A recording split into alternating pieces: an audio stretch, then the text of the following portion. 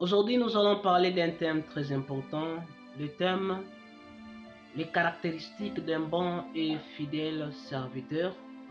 Je crois dans le livre de Luc chapitre 12 et Luc 19, Jésus-Christ a beaucoup donné les caractéristiques d'un bon, fidèle et serviteur, les caractéristiques d'un vrai chrétien, d'un vrai croyant.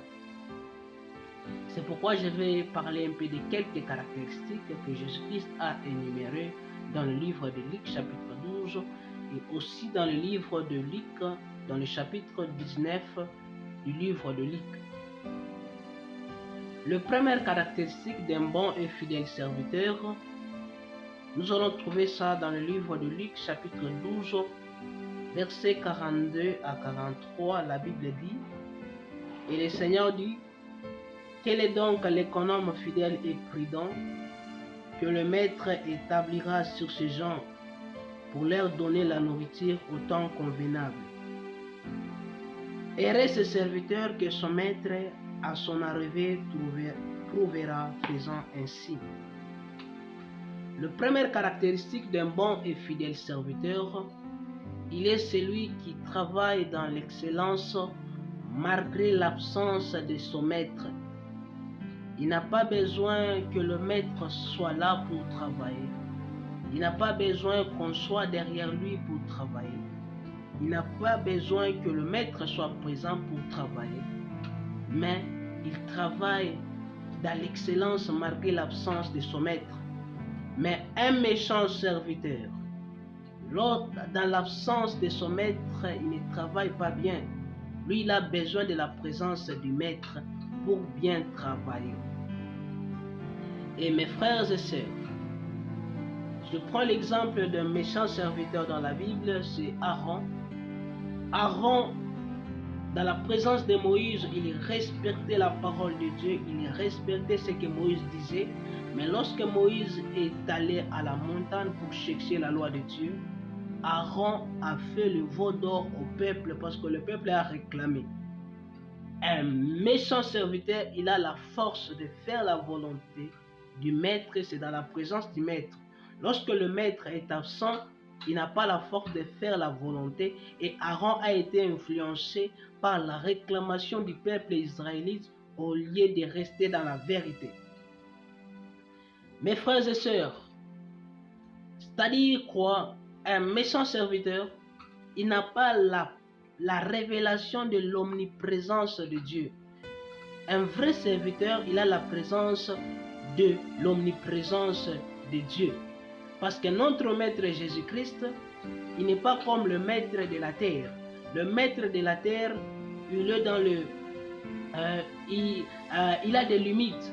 Mais notre maître Jésus, il est partout, il est présent partout. C'est pourquoi un chrétien n'a pas besoin qu'on le surveille, mais il a un cœur qui le surveille. Le Saint-Esprit est en lui, il est surveillé partout. Mon frère et ma soeur, est-ce que tu es dans cette dimension où tu n'as pas besoin de frères et sœurs pour te sanctifier, où tu n'as pas besoin qu'on soit derrière toi pour travailler, pour te sanctifier?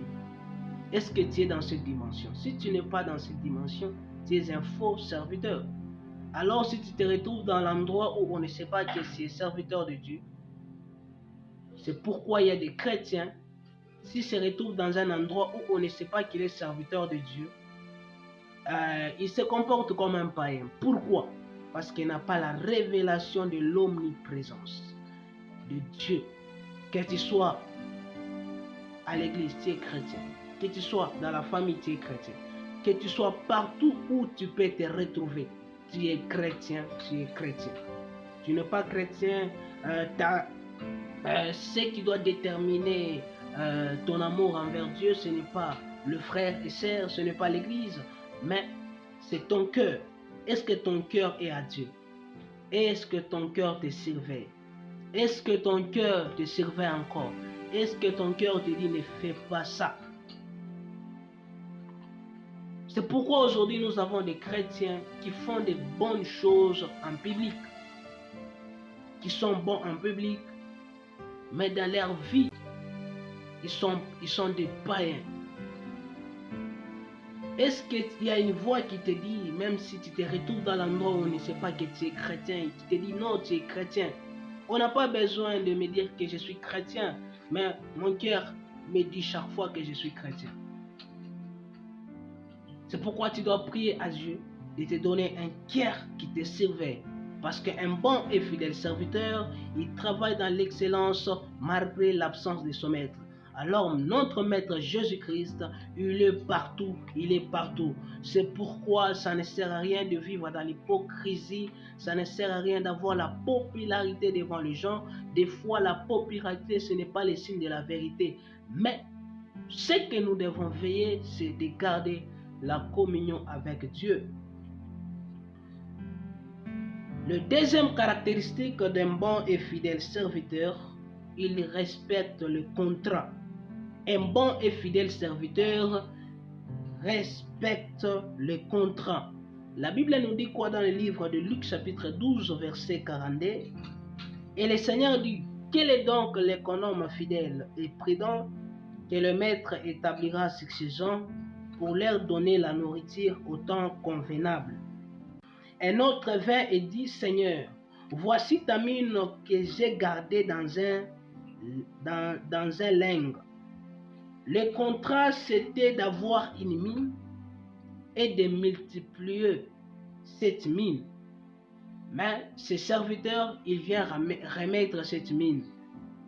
Il n'a pas respecté les contrats avec le maître. Il n'a pas respecté les contrats avec les maîtres. As-tu respecté les contrats avec Dieu? As-tu respecté tout ce que Dieu te dit de faire? Est-ce que tu es toujours dans ton appel ou soit tu es hors de ton appel? Est-ce que tu respectes encore le message que Dieu t'a donné ou bien tu as dévié le chemin? Un bon et fidèle serviteur, il respecte le contrat. Un bon et fidèle serviteur, il respecte le contrat avec Dieu. Je prends l'exemple de Jephthé. Jephthé a fait un contrat avec Dieu. Cela nous allons trouver dans le livre de Juges chapitre 11 verset 30. Qu'est-ce que Jephthé a fait? Il a dit à Dieu, si tu me donnes la victoire, il allait aller dans un combat. Il a dit, Dieu, si tu me donnes la victoire, je vais te donner la première personne qui va se présenter. Et Dieu a fait sa part, Dieu a donné la victoire à Jephthé. Maintenant, c'est Jephthé qui devait faire sa part. Et la première personne qui est sortie, c'était sa seule fille vierge. Mes frères et sœurs, et Jephthé a commencé à douter de donner il a commencé à pleurer lorsqu'il a vu sa seule fille vierge. Et sa fille lui a dit, respecte ce que tu as parlé avec Dieu, respecte le contrat. Des fois nous escroquons Dieu, des fois on ne respecte pas le contrat. Dieu, tu as promis à Dieu, si tu fais quelque chose dans ma vie, je commencerai à faire ça dans ma vie. Tu as promis de commencer à donner quelque chose à Dieu chaque fois, mais après avoir Dieu a fait sa part, il t'a donné un bon travail, mais tu ne respectes pas ce contrat. Tu ne respectes pas ce contrat, mais Dieu a fait sa part. Anne a fait un vœu à l'Éternel, c'est comme un contrat de Anne avec Dieu. Il a fait un vœu à l'Éternel, si tu me donnes un fils, je vais offrir cet enfant à toi. Et Anne a respecté le contrat. Et le bonheur de respecter les contrats, c'est que Dieu va encore multiplier ta bénédiction. Lorsque Anne a respecté les contrats, la Bible dit Dieu lui a donné encore d'autres enfants. Est-ce que tu respectes les contrats? Est-ce que tu respectes ce que Dieu t'a dit et ce que Dieu te dit chaque fois? Un bon et fidèle serviteur respecte les contrats. Il donne la nourriture au temps convenable. Il n'est pas dans la procrastination. Il n'est pas dans les rapportages. Il n'oublie pas. Des fois, l'homme peut oublier. Des fois, tu peux promettre à Dieu quelque chose, que lorsque tu vas m'aider, je vais commencer à soutenir les orphelins, je vais commencer à faire ça. Et lorsque Dieu t'aide, tu oublies tout ça. N'oubliez pas les contrats que vous avez faits avec Dieu. N'oubliez jamais ce que vous avez dit à Dieu lorsque Dieu va vous élever. Les troisième caractéristique d'un bon et fidèle serviteur. Un bon et fidèle serviteur est celui qui aime son travail. La Bible nous dit quoi dans le livre de Luc chapitre 12 verset 45? Mais si ce serviteur dit en lui-même, mon maître tarde à venir, s'il se met à battre le serviteur et les servantes, à manger et à boire et à s'enivrer. Un bon et fidèle serviteur, il aime son travail. Il aime l'œuvre de Dieu.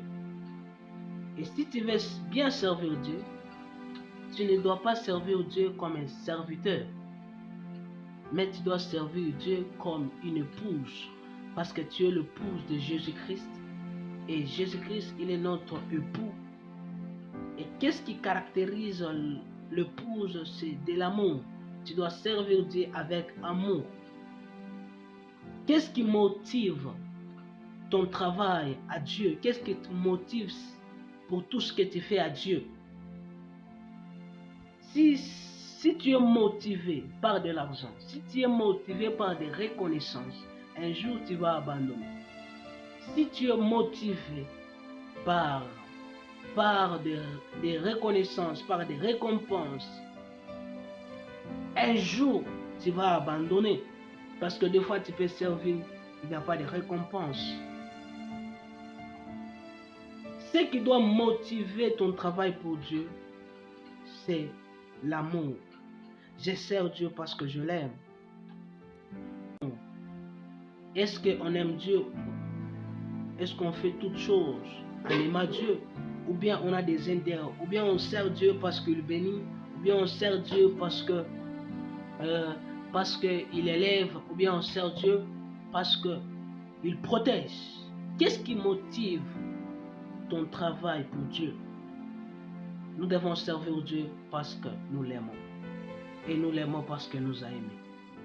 C'est pourquoi il faut servir Dieu parce qu'il nous aime. Et des fois, tu ne seras pas tellement récompensé, mais tu seras récompensé dans le royaume de Dieu. Servir Dieu, si tu veux bien servir Dieu, tu dois le servir comme épouse. Servir Dieu n'est pas une corvée. Servir Dieu, ce n'est pas la souffrance. Servir Dieu, c'est un privilège. Mes frères et sœurs, c'est un privilège de servir Dieu.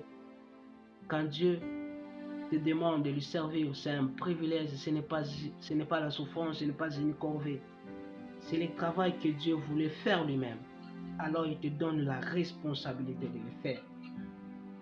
Aimer de servir Dieu, aimer d'être dans l'œuvre de Dieu, aimer de servir Dieu dans l'église, aimer de servir Dieu dans la famille, aimer de servir Dieu partout où vous vous retrouvez. Et l'œuvre de Dieu principale, c'est quoi? C'est que nous ignorons souvent. L'œuvre de Dieu principale, c'est l'homme.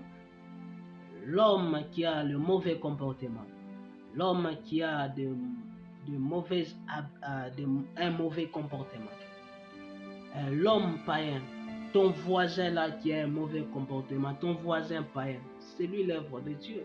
Parle-lui de Dieu. Parle-lui de Dieu. Ton ami là qui se comporte mal. Prie pour lui et parle-lui de Jésus-Christ. Qu'il soit transformé. Aujourd'hui, nous voyons des chrétiens qui ne parlent pas bien avec le païen. Ça, ce n'est pas le christianisme. Nous devons aimer le païen. Nous devons aimer le pécheur, mais nous ne devons pas aimer le péché. Nous devons aimer l'homme parce que Jésus-Christ est mort, c'est pour l'homme. Alors, l'œuvre de Dieu, c'est l'homme. L'œuvre de Dieu principale, c'est l'homme. Tout ce qu'on doit faire, ça doit toucher l'homme, ça doit bouleverser l'homme, ça doit toucher le cœur de l'homme. Et c'est ce que nous devons faire, mes frères et sœurs. Pas seulement se concentrer sur votre chorale, se concentrer sur votre église, se concentrer sur ce que tu fais pour le Seigneur, mais ce que tu dois faire plus pour le Seigneur, c'est de gagner les âmes à Dieu, de servir les hommes, de pardonner les hommes. C'est alors que tu seras un bon et fidèle serviteur. Un bon et fidèle serviteur, il aime l'œuvre de Dieu. Mes frères et sœurs, que Dieu vous bénisse abondamment. Grande